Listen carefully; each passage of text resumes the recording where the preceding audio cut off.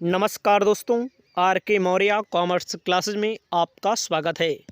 इस वीडियो के माध्यम से आपके लिए कॉरपोरेट अकाउंटिंग का क्वेश्चन पेपर उपलब्ध करा रहे हैं।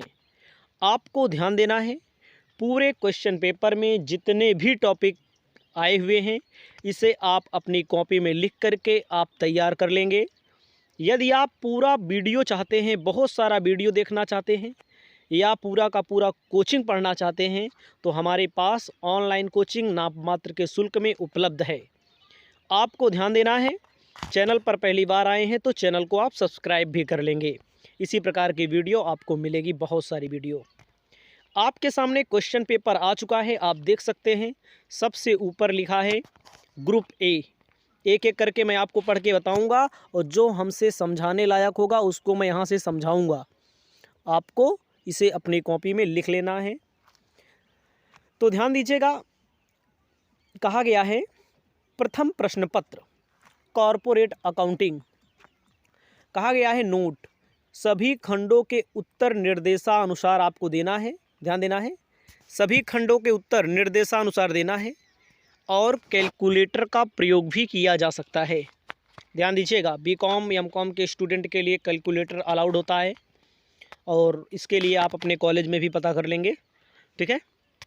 उसके बाद कहता है खंड आ। खंड आ कहता है सभी प्रश्नों के उत्तर दीजिए। नोट, प्रत्येक प्रश्न का उत्तर 50 शब्दों में होना चाहिए। ध्यान दीजिएगा, 50 शब्द का मतलब क्या होता है, याद रहे, जो आपको पेपर में कॉपी मिलेगी उस कॉपी में एक पेज में 2 क्वेश्चन का उत्तर देना है। तो क्वेश्चन पर आते हैं। प्रश्न पत्र में जो क्वेश्चन दिया है खंड आ में फर्स्ट नंबर क्वेश्चन दिया है।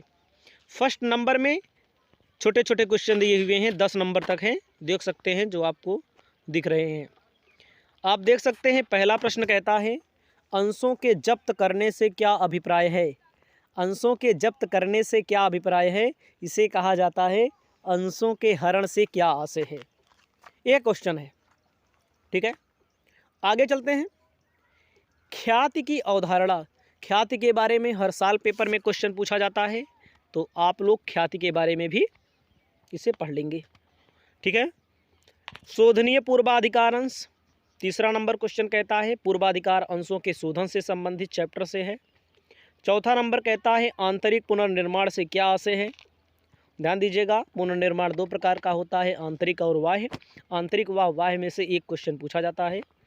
ऋण पत्रों का भुगतान किस प्रकार किया जाता है, इसका मतलब होता है ऋण पत्रों के भुगतान की विधियां बताइए। लेखांकन प्रमाप क्या है।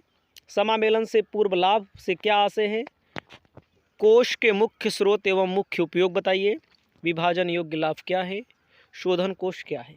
ये 10 क्वेश्चन छोटे वाले हैं, इनको सबसे पहले आपको तैयार कर लेना है, अपनी कॉपी में लिख लेना है।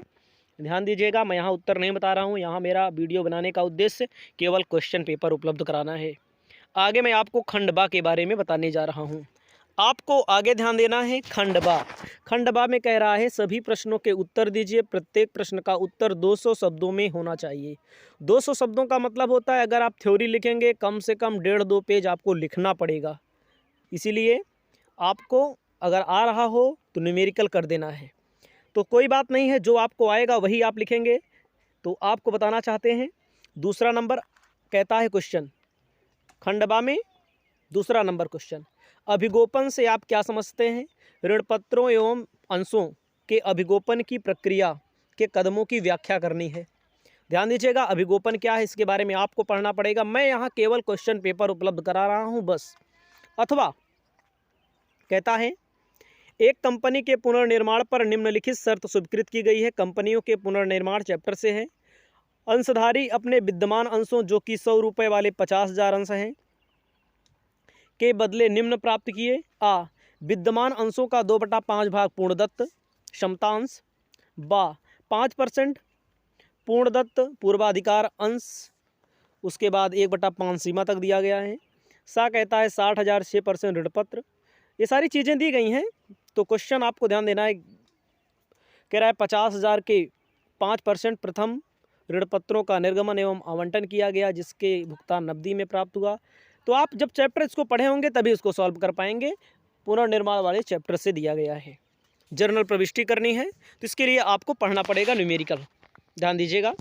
तो अगर आप पढ़ना चाहते हैं तो कोर्स हमारे पास उपलब्ध है, आपको मिल जाएगा नाम मात्र के शुल्क में, पूरी कोचिंग उपलब्ध है। तीसरा नंबर कहता है ऋणपत्रों के शोधन से क्या आशय है? ऋणपत्रों के शोधन की भुगतान की विधियां या भुगतान के तरीके बताइए। शोधन का मतलब होता है ऋणपत्रों के माध्यम से जो पैसा लिया जाता है वो पैसा कैसे वापस किया जाएगा। अब चलते हैं अथवा में। ध्यान दीजिएगा, दो अथवा या क्वेश्चन नंबरिंग के सामने जो लिखा गया है उनमें से एक करना है। ध्यान देना है, 1 अप्रैल 2011 को ए लिमिटेड ने 5 लाख रुपए के 6% बंधक ऋणपत्र निर्मित किए। इनका भुगतान मतलब शोधन है, ऋणपत्रों के शोधन से संबंधित है, सिंकिंग फंड बनाना है। इनका भुगतान सब मूल्य पर 1 अप्रैल 2016 को होना है। शोधन के लिए सिंकिंग फंड का निर्माण करने का निर्णय लिया गया है। ध्यान दीजिएगा, इसमें दिया गया है वार्षिकी भी दिया गया है। ध्यान दीजिएगा, इसमें 90,412 रुपये हर साल निकालना है। दिया गया है कितना पैसा निकालना है, 5% की दर से 5 सालों के लिए आपको अकाउंट बनाना है। तो ये सिंकिंग फंड वाला ऋणपत्रों के शोधन से संबंधित क्वेश्चन है। अगर आप ऋणपत्र अच्छे से पढ़े होंगे तो क्वेश्चन को सॉल्व कर लेंगे, ठीक है।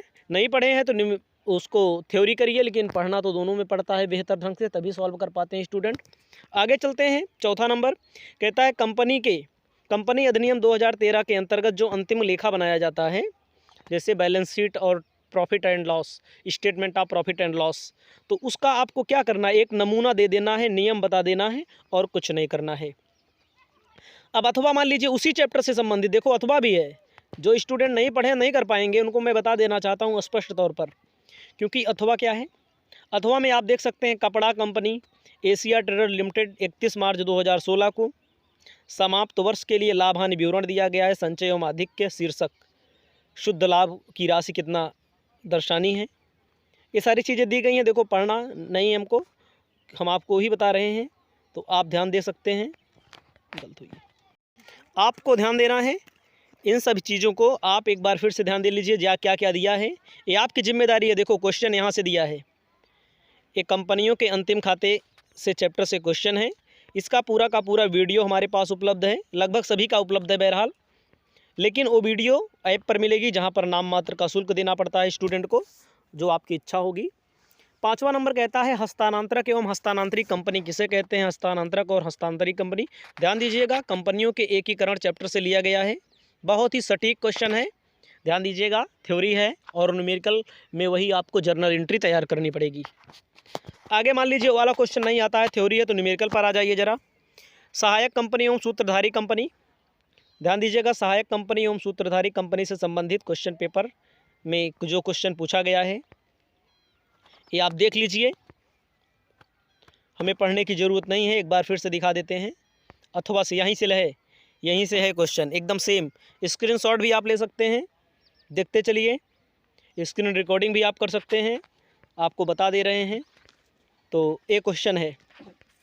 अगला 6ठा नंबर क्वेश्चन कहता है पूंजी घटाने का क्या अर्थ है? इसके लेखा पुस्तकों में की जाने वाली प्रविष्टियां बताइए।